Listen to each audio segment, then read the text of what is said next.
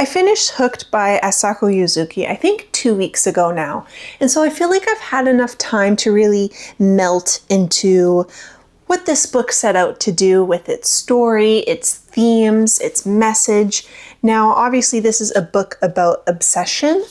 It says a novel of obsession. So that is a huge theme throughout it. And I think I'm going to do maybe 2 videos about what stood out to me in this book, because I absolutely loved it. And you know, I saw some reviews on like Goodreads and stuff. I don't usually go there for anything, but because reviews are just so subjective, and so what someone won't like doesn't mean that I won't love that about a book. And so I don't want anyone's reviews to deter me from reading something. And that I saw a lot in the comments were just like this repetition of certain elements throughout the book, I believe, like about obsession, or one of the characters is working on, oh yeah, the Nile perch from Africa. She's trying to import it back into Japan.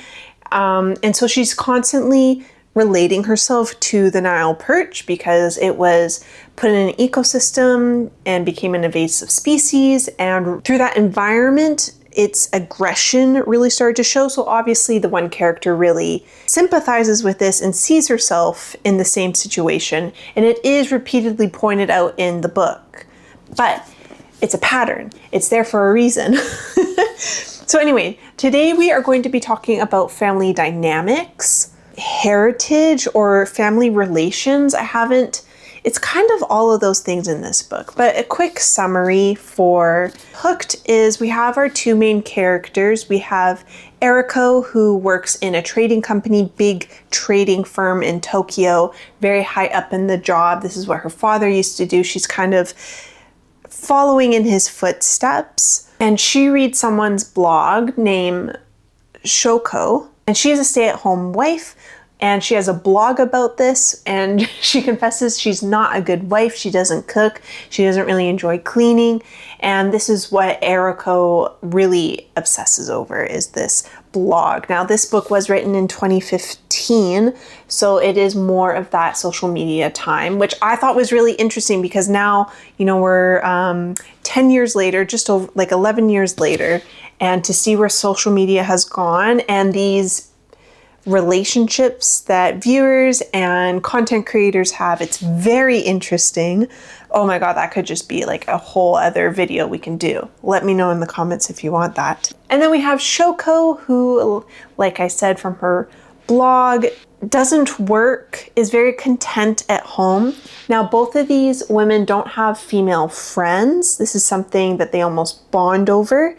And eventually Eriko becomes overly obsessive with Shoko. The control just accelerates after Shoko tries to step away. And it really deals though with family obligations, because both Shoko and Eriko have events that have happened in their past, their families, which has continued to affect their decisions and their personality in their 30s. As someone who is in their 30s, I'm very interested in that dynamic. And we always hear about like all our problems come from childhood. So I really wanted to dive into that.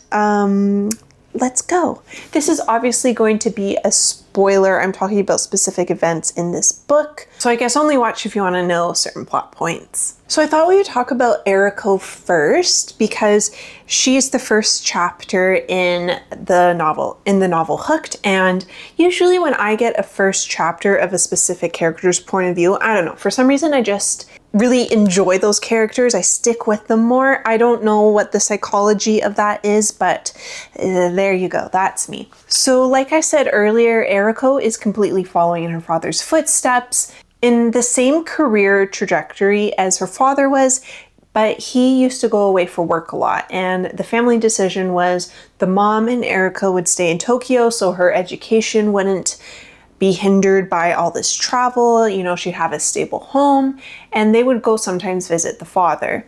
But considering she's taken a job that is the same as her father's. It obviously shows what high regard she has for him and respect. And Eriko has a really hard time with friendships of kind of any kind. She had a friend in middle school, and through a misunderstanding, the friend started pulling away from her, and Eriko freaked out at this, started making up like rumors about her, so much so that like parents and teachers had to get involved. And it's interesting when people grab on like that. And if you pull away just because, like, it doesn't mean the friendship's ending for the friend who is just kind of taking a step back. Her name was Kaiko. And then for Eriko to make up these nasty rumors about her, you think she would understand that that's pushing someone away and hurting them. You don't put your friends down like that. Because the father left, I think this is just her feeling like someone's leaving her again. And she needs to stop that or almost hurt them before they hurt her. And oof, that's a lot to unpack. And I think this reveals how deep childhood wounds will affect us in our adulthood and in our relationships. And without healing those wounds or without being forgiving, we're bound to just repeat these mistakes. And this is something that the character is really missing. You know, she devotes a lot of time to her job. She says, you know, I still live at home because without my mom cooking for me, I wouldn't be able to have as much hours as I do at work. And obviously she's in a huge comfort zone with that too. And throughout the novel, her mental health just deteriorates. And it's not until the end, it says this in the book, like she's gained a lot of weight. She's not caring about her appearance like she used to. And she's having coffee with her old friend Kaiko. She's working at a Denny's, and Eriko ends up going in there, and it's just kind of happens that they meet up. And Eriko realizes that, is this anything that she ever wanted?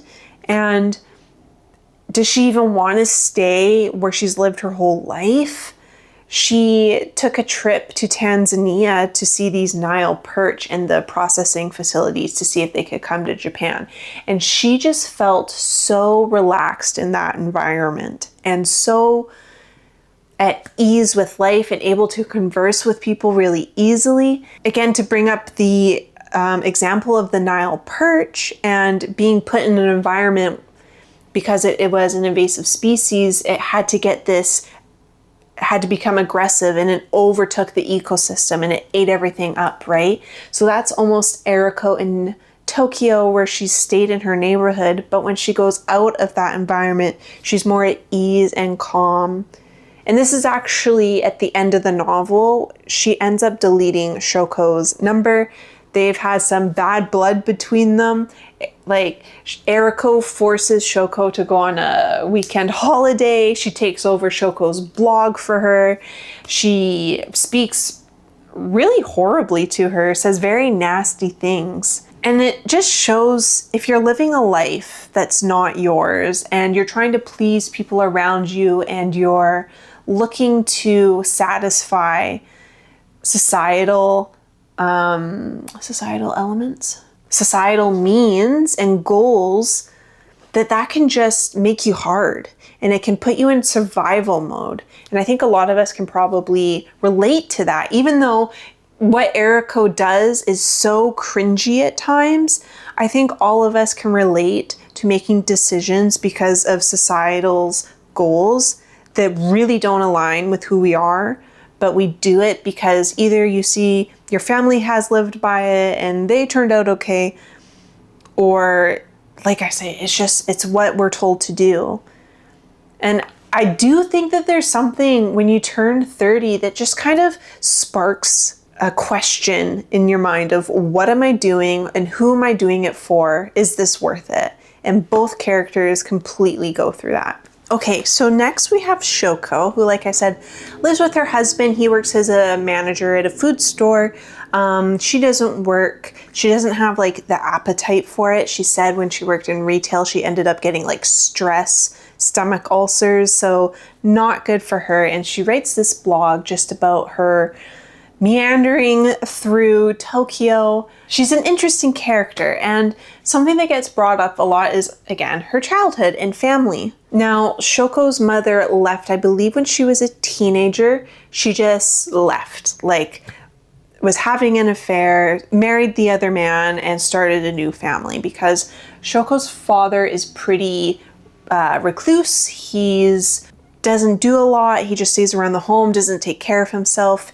And it's that family dynamic that you hear about, especially in Japan, where yes, the man brings home money, but the woman raising children, cooking, cleaning, and that's just a hardline expectation of women in a family dynamic. And so Shoko really rebels against this in her own marriage, but the father remarried and now this wife has gone again. And so Shoko's brother is phoning her to be like, hey, please come home. Dad needs help. And she's, doesn't live in that town anymore and is really frustrated about this dynamic now being put on her when the brother lives right there and can do it himself. Obviously, it's what's the female role in society and in family, and what happens when you want to rebel against it. Now, towards the end of the book, Shoko's father ends up having a mini stroke and she finds him in the house. She's having some marital problems with her husband, so she goes back home and finds him passed out on the floor and is really resenting having to look after her father because this is exactly what she didn't want. He never looked after her or her siblings. There was other family members who stepped in once the mother left, and she doesn't want to now invest in her father because he never invested any love or support into her. And I think that is a valid point. And she does something totally opposite. She's scrubbing his feet in the hospital. She's washing them. And I think that is a deep sign of respect in a lot of cultures. And so that's a very interesting point to make in this book. And she ends up telling him everything she's felt. And she's taking charge. And there is a line about selfish it is to hold thoughts to yourself and expect people to know what you're thinking, which is obviously like kind of what the father has done. But it's also what Shoko has done because she has never expressed her anger to her father about what happened after her mother left or even why her mother left. And after this, she starts reaching out to other family members in the same area and her cousin, and just realizing you never really know what's going on with other people and how difficult that can be in a friendship relationship rather than family. If you just make the first step, there can be conversation. And I don't know if I totally agree with that. That's what the book's setting up. While this book focuses on female friendship, I find the healing in the family relationships really inspirational and is actually the biggest growth of the characters because they still don't have friends by the end of the book, spoiler. But something that I wrote down was, while society has pushed the collective to privilege friendships, and specifically female friendships, family ultimately is there for you in the end. Sometimes. Sometimes they're not. Let's be clear with that. Sometimes family is also not for you, and your friendships can become like family, which I think is a confusing part of this book now. I'm not sure where I end on this. I loved it for the characters, that they were able to heal these past wounds and really grow and take responsibility of what happened in the past and move on. I think that's also huge. Move on from what's happened in the past, because ultimately you're just hurting yourself. But I don't know if that is like my journey. I don't know if that happens for everyone, and that's also okay. Now, like I was saying, this book, it's 400 pages, but the writing's ginormous. I find this book is actually incredibly deep, and if you're just looking about the obsession aspect of it, that's very surface level, and that's sometimes fine. But there is so many elements in this book that make you think about society, family, friendships, online relationships. And I really think this is a great read for 2026, where more than ever, we're lonely, right? We're more connected than ever, but we're more lonely than we've ever been. And this deals with it 10 years ago. This is, I think, an absolute read. I am obsessed. I am obsessed with it. And like I said, it's 400 pages. I would love to read it again because I think you kind of need to go through 2 reads of a book to really grasp the themes and get that deeper understanding of what either the intention of the writer or just what you grab from the story, because we all have different backgrounds and different lives, and we will all interpret this differently, which is my favorite thing about literature and why I think it's just like this magic. It's real life magic for all of us.